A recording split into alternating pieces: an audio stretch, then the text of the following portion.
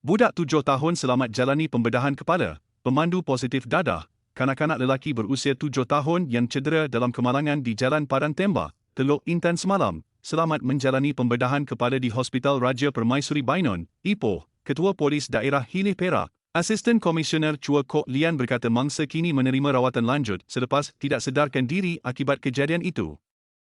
Beliau berkata kanak-kanak tersebut berada di bahu jalan bersama ibu bapanya di hadapan premis milik bapanya apabila sebuah kereta dipandu lelaki berusia 28 tahun terbabas sebelum merempuh premis berkenaan. Siasatan awal mendapati kereta itu terbabas ketika cuba memotong kenderaan di hadapan sebelum melanggar sebuah motosikal dan sebuah lagi kereta.